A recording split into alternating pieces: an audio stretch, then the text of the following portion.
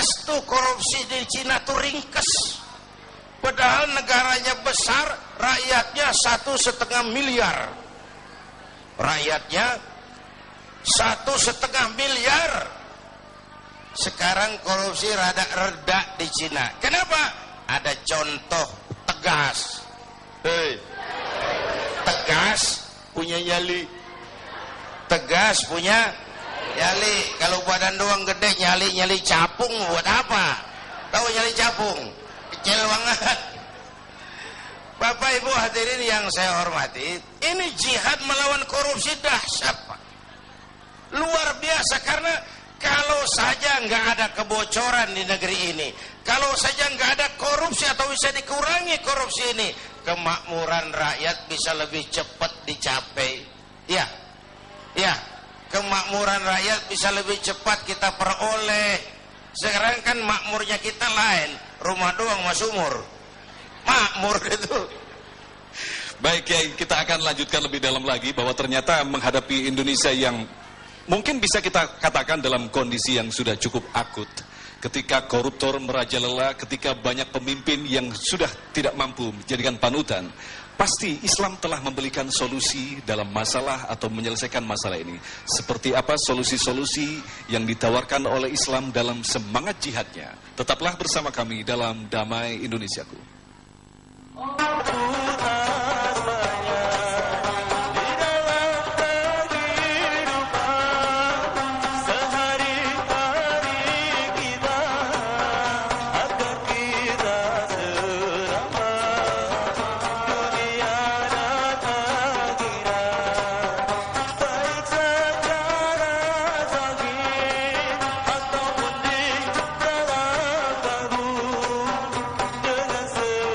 Ustadz Aminuddin, dan tadi Kiai pada segmen yang ketiga tadi telah memaparkan sedikit banyak tentang semangat mujahid itu seperti apa. Sebenarnya Allah telah mengatur skenario yang sangat luar biasa. Pada sekitar tahun 40-an, para pejuang memperjuangkan bangsa dengan bentuk membawa senjata melawan penjajah dan jelas musuhnya. Dan sekarang ini pemimpin kita menghadapi musuh-musuh yang tidak jelas, atau bahkan dikatakan musuh dalam selimut. Ini memang sesuatu yang sangat berat sekali. Tentu saja sebagai seorang ulama, Kiai punya banyak masukan-masukan atau kritikan-kritikan. Sebaiknya setelah kita menghadapi kondisi bangsa Indonesia seperti ini, lantas apa yang harus kita lakukan, Kiai? Silakan. Bapak Ibu dan pemirsa TV One, masih soal jihad memberantas korupsi. Ini yang paling penting dulu. Sebab kalau korupsi berhasil kita atasi, saya yakin sekali tingkat kemakmuran rakyat akan lebih cepat kita peroleh. Akan lebih cepat kita peroleh. Pemerataan akan lebih mudah kita wujudkan. Karena ini kan negara demokrasi, katanya dari rakyat, oleh rakyat, untuk rakyat. Untuk membangun negara ini kan uangnya kan uang rakyat kan? Iya kan? Iya kan? Kan yang bayar pajak kan kita kan? Yang bayar PBB kan kita kan? Uangnya dikumpulin oleh pemerintah untuk bangun negeri ini. Digeragotin sama tikus-tikus. Tikusnya sekarang pada pakai dasi. Ngantornya di mana-mana. Ini jihad yang sangat besar menurut saya. Bapak Ibu hadirin yang saya hormati, tanpa memberantas korupsi, membiarkan korupsi berjalan, sama aja kalau orang Bekasi bilang nimba kagak dibendung. Bagaimana mau kering kalau nimba nggak dibendung itu? Maka korupsi, dulu korupsi katanya di bawah meja, sopan malu-malu. Kemudian maju, korupsi di atas meja, terang-terangan. Sekarang meja-mejanya dikorupsi. Bukan lagi atas meja, bawah meja, meja-mejanya disikat sekalian. Dan celakanya di mana-mana tuh tukang sunat merajalela. Tukang sunat turun ke bawah sunatin, turun lagi sunatin, turun lagi sunatin, nyampe ke rakyat ujungnya doang dikit banget. Kebanyakan tukang sunat. Yang disuruh ngurus beras, nimbun beras. Yang disuruh ngurus laut jadi bajak laut, yang disuruh ngurus hutan rame-rame jadi orang hutan,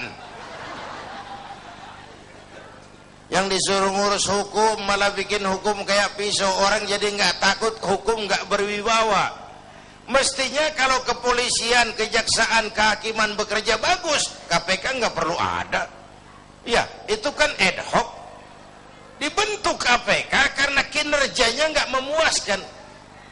Nah, satu saat KPK nggak perlu kalau polisi, jaksa, hakim kerjanya cakep.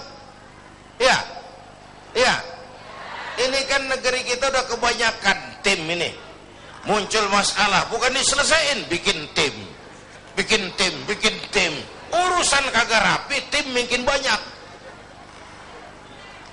Bapak Ibu hadirin yang saya hormati, oleh karena itu setiap kita punya tanggung jawab moral, paling tidak mencegah diri kita jangan ikut dalam korupsi pada tingkat kita masing-masing.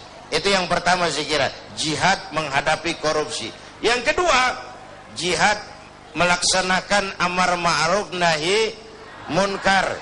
Ini penting.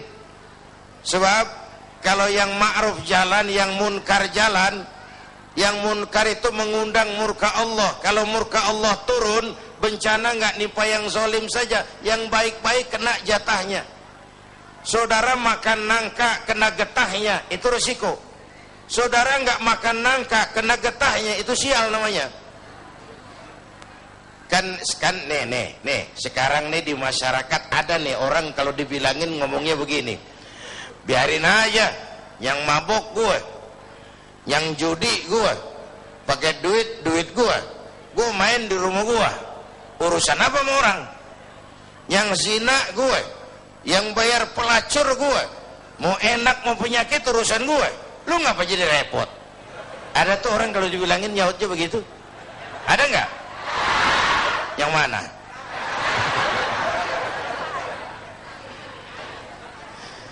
Saya kasih contoh lagi yang enak. Ini tengah hari panas begini, makan jambu air enak gak? Nah, naik ke pohon jambu, sampai sama tengah pohon, semut api gigit, gatel panas. Kita tengok, gile banyak juga lagi semutnya nih. Turun kita ke bawah, pulang ke rumah. Ngapain? Ngambil obor. Sundut obor menyala, balik lagi pohon jambu, sepohonan tuh semut kita bakar. Yang gigit atuh, yang gigit tuh semut-semut lain kalau bisa protes ngomong tuh, yang gigit lu temen gua nggak ngikut gua. Tapi kita nggak peduli, mau gigit apa enggak, asal semut bakar. Gara-gara atung gigit sepunan dibakar tuh semut. Masyarakat begitu Pak. Iya, yang judi lo, yang zina lo, yang mabuk lo. Tapi judi, zina, mabuk, maksiat mas. Kalau ini negeri banyak maksiatnya, Allah marah. Kalau Allah marah, turun gempa. Kalau turun gempa, yang mampus bukan lu doang monyong, bareng rame-rame. Iya, iya. Enak kalau gempanya milik Kiai, mohon minggir ya, mau gempa nih. Aduh, sopan bener itu gempa. Itu perlunya amar ma'ruf nahi munkar. Karena bencana kalau datang tidak hanya menimpa orang yang zalim, yang baik-baik akan kena juga jatahnya. Bapak Ibu hadirin yang saya hormati, nah pelaksanaannya memang amar ma'ruf lebih gampang daripada nahi munkar. Orang kalau diajak sholat paling kagak mau gitu doang dah, kagak marah, kagak ngomel. Tapi kalau dilarang mabuk, berkelahi. Diajak dilarang berjudi, dilarang berzina, bisa berkelahi. Tapi dua-duanya harus dilaksanakan. Itulah sebabnya ini jihad.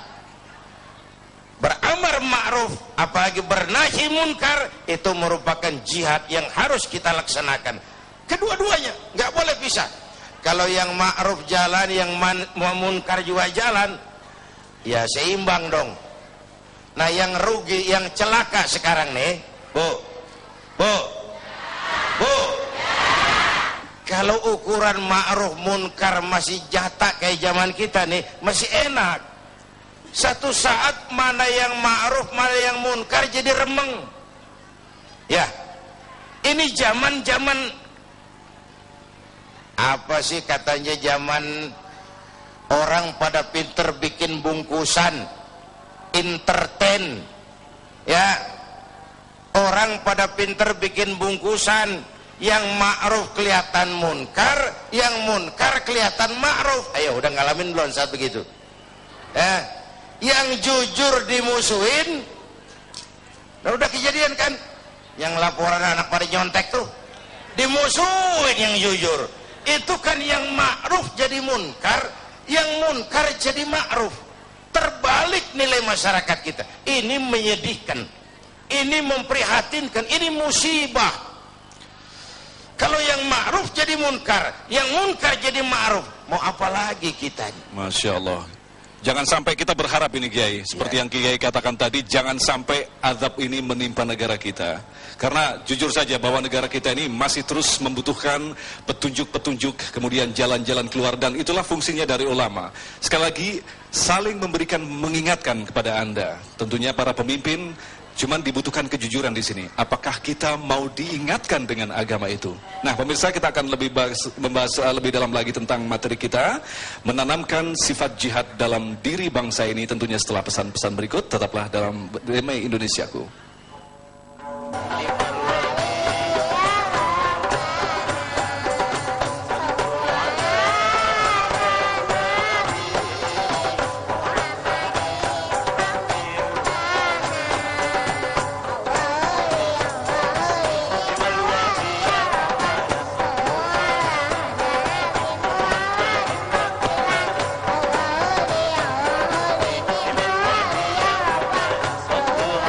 Tema membangun semangat jihad.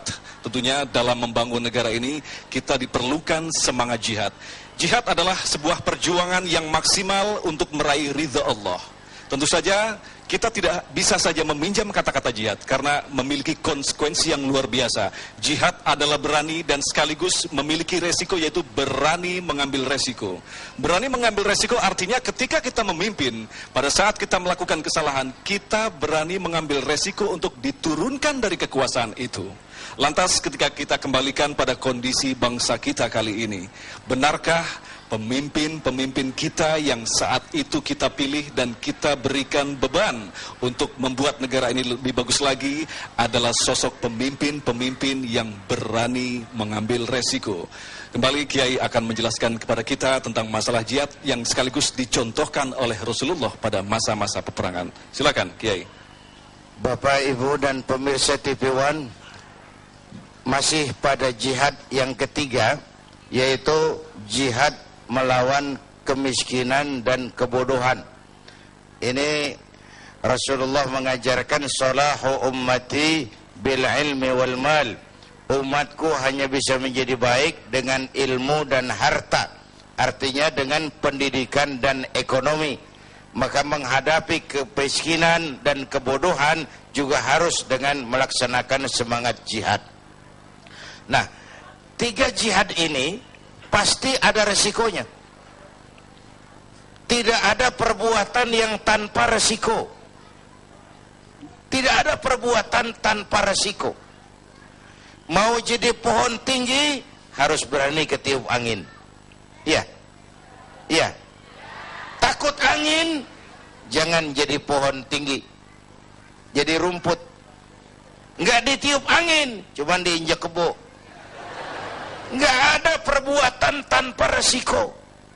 Makin tinggi nilai kepemimpinan, makin tinggi resikonya. Karena itu pemimpin bukan hanya punya konsep, tapi harus berani resiko. Konsep bagus tapi nggak punya resiko, nggak berani ngadepin resiko, ya jalan di tempat, Pak. Nyanyi di gurun pasir, kedengarannya doang merdu, kenyataannya kagak ada.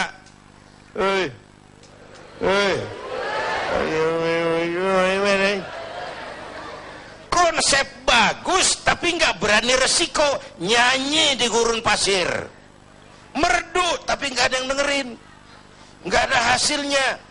Kalau ngambil contoh dari baginda Rasulullah SAW, beliau itu pertama sejak kecil ditempa oleh kesulitan.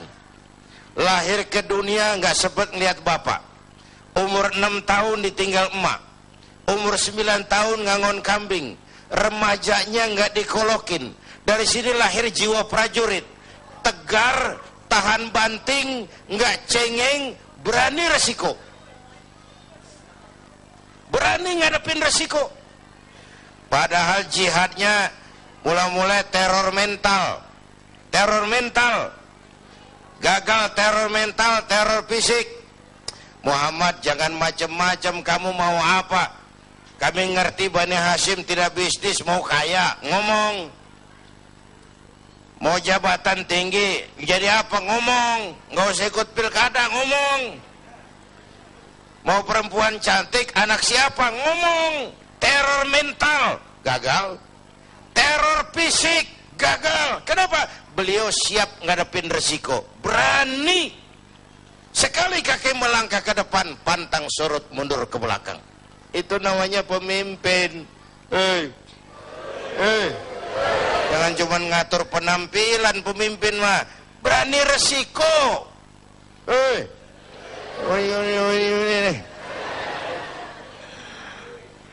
Bapak Ibu hadirin yang saya hormati. Yang kedua, Rasulullah tetap memulai jihadnya dengan modal utama akhlakul karimah.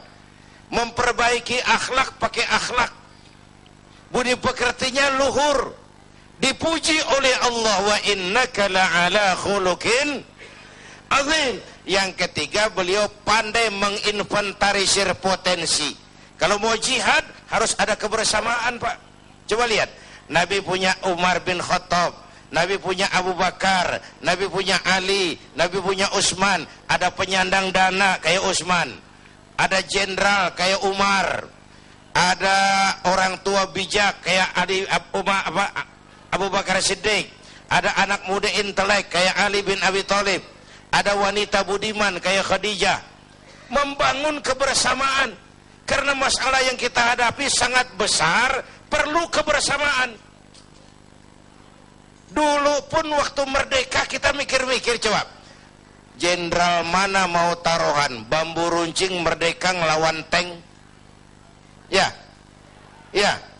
bambu runcing merdeka ngelawan meriam. Iya, kalau meriam belina, meriam itu mau gue juga bisa ngelawan nih. Meriam Belanda, menurut otak impossible, tidak mungkin, mana bisa. Entoh nyatanya kita merdeka. Bapak Ibu, ini menarik untuk dikaji. Orang-orang tua kita dulu punya komitmen. Komitmennya sederhana, merdeka atau mati. Merdeka atau mati. Sekarang komitmen nggak jelas, Pak. Nggak jelas apa komitmennya. Seakan-akan jabatan, kesempatan untuk jadi kaya. Apalagi akibat koalisi sekarang ini, semua juga buat kepentingan partai-partai politik. Makanya untung saya udah mundur dari politik. Dulu zaman jahiliyah saya ngikut. Dulu. Bapak Ibu hadirin yang saya hormati, oleh karenanya dalam jihad di negara kita ini perlu semangat kebersamaan. Nggak bisa parsial, karena masalahnya sangat kompleks. Masalahnya sangat kompleks. Semua kita dengan bidang dan kemampuan kita masing-masing melaksanakan yang namanya jihad. Menghadapi kemiskinan, menghadapi keterbelakangan, menghadapi kurangnya keadilan, itu kan kita rasakan. Itu juga memerlukan jihad. Dan buat kita semua, tentu melaksanakan jihad adalah kewajiban. Sekali lagi, sesuai dengan bidang dan kemampuan kita masing-masing. Gitu. Ya, jadi jelas sudah seperti yang dipaparkan oleh Kiai tadi, bahwa ini bukan masalah pemimpin saja. Kita yang dipimpin juga memiliki tanggung jawab. Seperti yang kita ketahui bahwa orang luar Indonesia mengatakan bahwa Indonesia ini adalah pemeluk agama Islam terbesar di dunia. Ini adalah modal tentu saja bagi kita untuk bisa melakukan perubahan. Karena jihad itu sendiri diajarkan oleh Islam. Tapi yang jelas, contoh sudah jelas. Contoh yang diberikan oleh Allah di muka bumi ini adalah manusia pilihan yang bernama Muhammad sallallahu alaihi wasallam. Dialah contoh sejarah yang paling agung. Dialah contoh perilaku yang paling agung. Lantas sekali lagi, jangan mencari contoh yang lain. Muhammad cukup menjadi contoh bagi kita bersama. Tetaplah bersama kami dalam Damai Indonesiaku.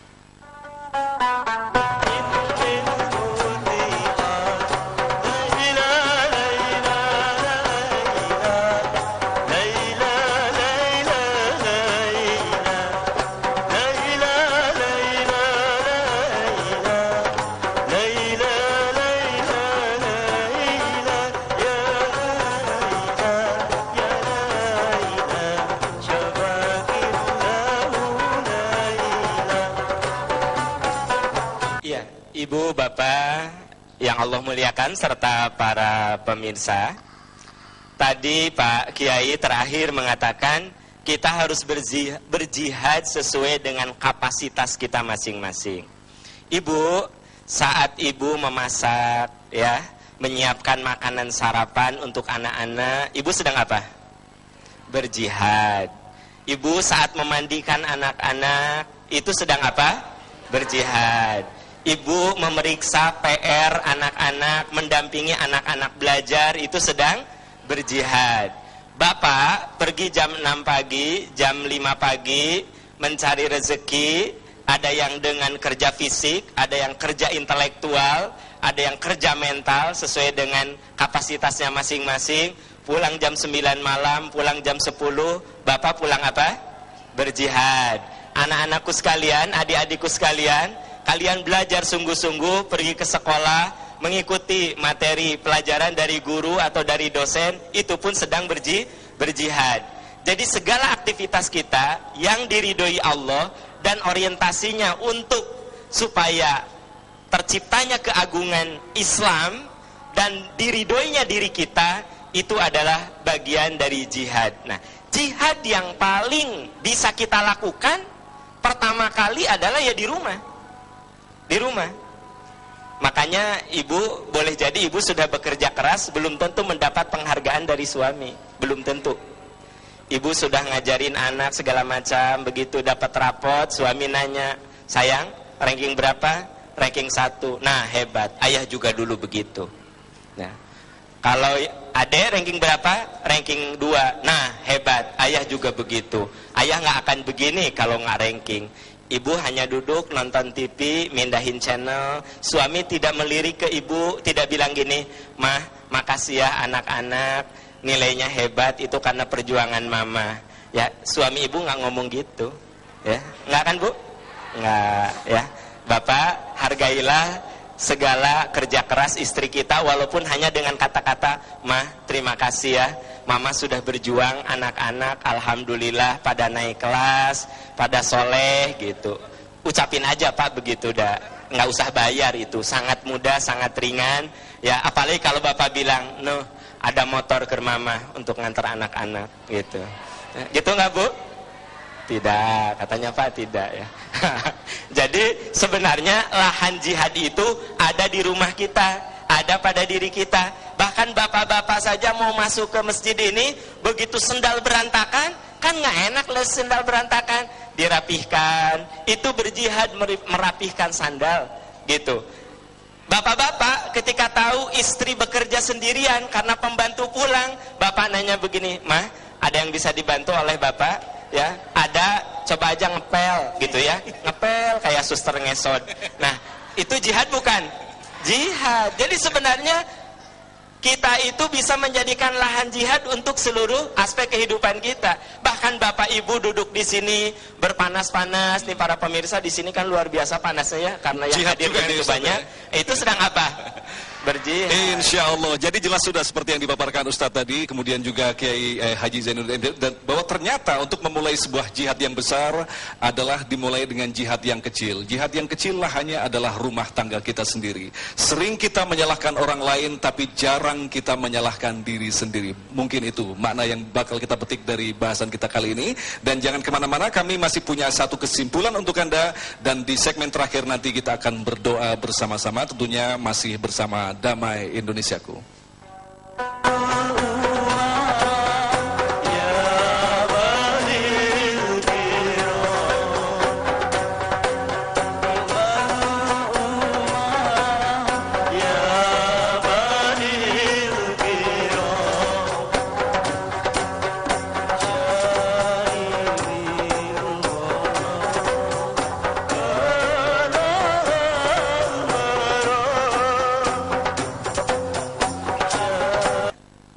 Ibu, Bapak, para pemirsa, apa yang tadi kita saksikan itu juga merupakan bagian dari jihad, ya.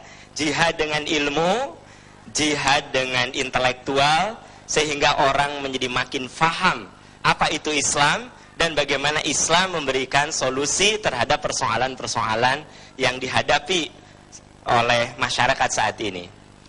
Ibu, Bapak, sahabat-sahabat sekalian, ada satu riwayat yang ingin saya ungkap. Ketika Rasulullah Shallallahu Alaihi Wasallam ditinggal wafat oleh Siti Khadijah, wajah Rasul nampak sangat sedih, sampai dihibur oleh para sahabat. Ya Rasulullah, sekiranya engkau melamar seorang perempuan di negeri Jazirah ini, tak akan ada seorang pun yang akan menolaknya. Jadi maksudnya diberi hiburan supaya tidak terlalu sedih dengan wafatnya siapa, Bu? Siti Khadijah. Kata Rasul, sabda Rasulullah, saya tahu ada wanita yang lebih cantik dari Khadijah. Saya tahu ada wanita yang lebih muda dari Khadijah.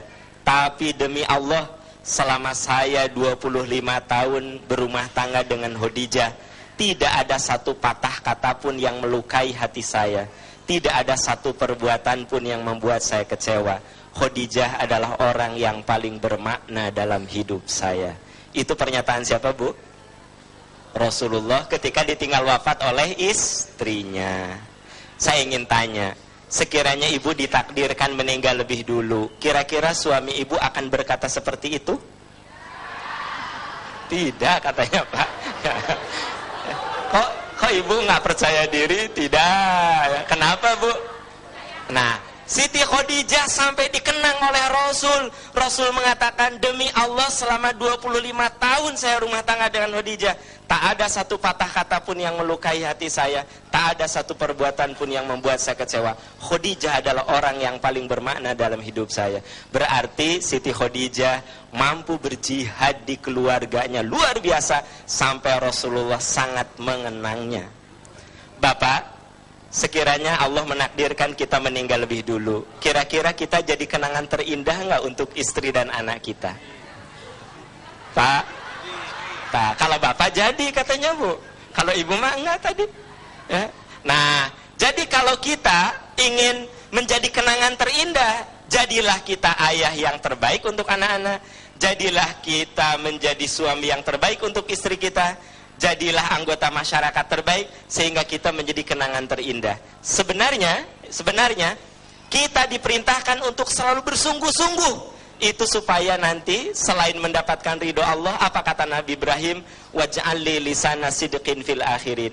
Ya Allah, jadikanlah aku bahan pembicaraan baik oleh orang-orang hidup. Amin ya Allah ya Rabbi. Nah pemirsa, tanpa terasa sudah 7 segmen telah kita lalui. Kita membahas tentang masalah jihad, mujahidin, bagaimana berjihad. Jihad adalah metodologi, mujahidin adalah orang yang melaksanakan perjuangan itu.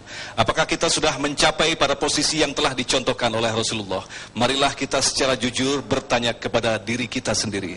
Tapi yang jelas yang perlu digarisbawahi, jihad bentuknya apapun juga tidak akan bermakna apa-apa tanpa doa. Nah insya Allah di segmen yang terakhir nanti kita akan bermunajat kepada Allah dengan kerendahan hati. Mudah-mudahan bangsa kita yang kita cintai ini akan diberikan keberkahan bagi Allah dan bukan bencana seperti yang telah dijelaskan tadi oleh Kiai Haji Zainuddin MZ. Pemirsa, kita akan berdoa bersama di segmen 8, tapi jangan kemana-mana, tetaplah bersama kami dalam Damai Indonesiaku.